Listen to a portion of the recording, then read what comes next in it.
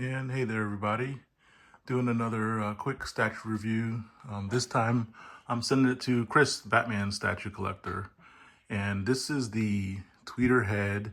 This is the 1/6 scale version of Wonder Woman, part of their newer 2.0 line. See if we can zoom in there on the portrait. So really nice portrait there. And I said this is the exclusive version, so I'll show you the switch outs in a minute. But we'll just go real quick, or real slow actually here. Do a pan. And you can see she's kind of in this modern, more modern, I guess not as much classic outfit. And then the base here is really big. It's like a statue of Ares that she's kind of fought in battle with these really cool flames. So we'll get up a little closer on the flames. And they're not really translucent, they're just painted to look like that. So it does really look cool the way they even have the orange glow there on the back of the statue. That's all painted.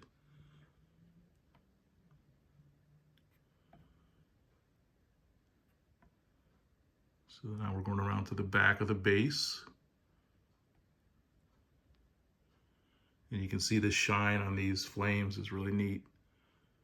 So good job with that. One of the concerns I think that some people had with this is that the base was sort of big for the statue. And they did make this in a 1/4 scale. I don't know if that one's out yet, but even in the 1/6 scale, this thing is pretty tall. So I can imagine the 1/4 scale is going to be just huge. This is cool. His gauntlets have like skulls on it. And it looks like he was holding the sword there that kind of broke. You can even see a little bit of the face in there. And then here's Wonder Woman. Her boots have a little bit of dirt on them. So, and she's standing on top of this victorious. So let me bring it back a little bit. So you can see she's, right now she has the spear, which is the really tall part, but we'll get in a little closer here. Get all angles. I do like this outfit. It's kind of more of these short, I don't know what you call those, hot pant type of things. More similar to what she had in the New 52 outfit, but with the classic kind of coloring in the stars. I like the way they kind of mash those two up. The more like rebirth version where she has the little kind of warrior skirt, it's okay, but I think I prefer this one. It's just a little more streamlined. And I'll show her compared to a couple other Tweeterhead statues that I have. Let's focus on the shield here. Oops, getting some glare. So it's got the eagle on it, and then on the inside of the shield, you can see it's got this cool pattern. We'll zoom in a little bit there on her hand, so even though you can see the detail, the fingernails and everything. This arm with the shield does not have a switch out. It is the only part that's magnetic though, surprisingly. So that has a magnet, but everything else is in peg. So the pegs on her hand here, and then she pegs into the base on this foot. There's 2 pegs there, and it went in pretty easy. So no issues there. Let's see, get a little closer in here. Portrait again, so you can see the eyes there.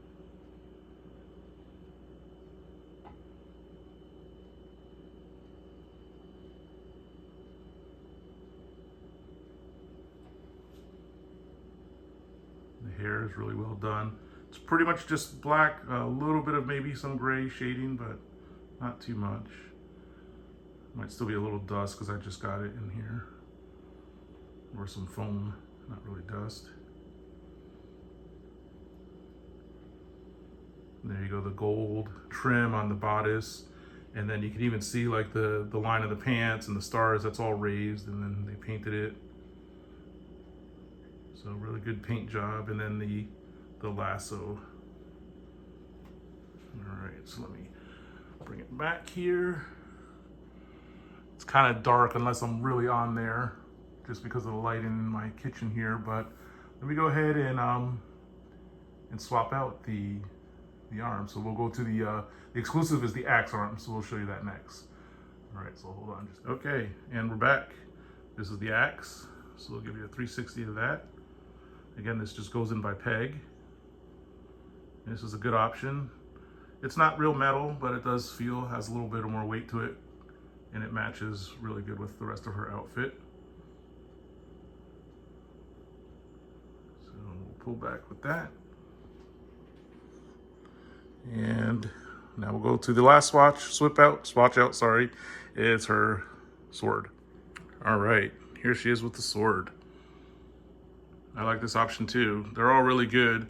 I guess probably the one I prefer is going to be the spear, just because it really makes her tall. It's got a really good presence. And I'll compare her to the other Tweeterhead statues I have. Again, this is 1/6 scale. So I do have the quarter scale of the last, I guess the second version of the Sideshow Wonder Woman, where she also has flames on her base. In that case, the flames had like lights in them and they kind of flickered, so that was a cool effect. But even without that, I think these flames look really good. Like I said, the base is big, so just beware, especially if you wanted to display her with the tall spear. You're gonna need a lot of more than 2 feet probably. But all said and done, it's really a nice statue. So let's go ahead and I'll be right back. We'll compare her to a couple of her friends. All right, and we're back. And this time she's next to the Tweeterhead Starfire here. And then on the other side here is the John Stewart Green Lantern. So these are all 1/6 from Tweeterhead. And you can see she's much taller than the other ones, primarily because of her base. But even, you know, without the tall spear, she's towering over them. But the bases are pretty neat because they kind of have that rock color look. And even Starfire has her little flame hair. That hers is actually translucent, but really neat. And then there you go, Green Lantern, John Stewart. So there's the three of them together. And let's get one more grouping. I'll be right back. All right. And here she is next to the 2.0's Tweeterhead Superman, but the 1.0 Wonder Woman. So that's her previous incarnation here from Tweeterhead. And you can see there's a lot of differences between these two. You know, just starting with the base. Obviously this base is way taller. She's kind of equal to Superman's base, although Superman has got like the flying thing, so his base is a little taller. And Superman, you know, if you line them up head there, they're almost identical size, but because his kind of floating, it's really hard to tell. Like if they were standing, I'm thinking Superman would be a little taller, and that's probably comic book accurate. But the colors really pop. They really do go pretty good together. So I'm sure if you had a Batman, you could do a nice trinity. I don't have the Tweeterhead Batman, the 1.0, or even, I don't know if the 2.0 is out yet. But the main issue with this version of Wonder Woman was, unfortunately, you know, she has a seam right underneath her neck, and that was a big problem. What they did was they tried to make this with a, you know, so you could switch out the body on the EX. This isn't the EX, so I don't have the switch out of her torso. But on this version, they didn't do that. So there's no seam, there's no switch out, it's all one piece. In fact, the only piece that comes off is the arms and then the shield arm. And then she pegs in, but there's no other, there's not a seam at the body or the neck or anything.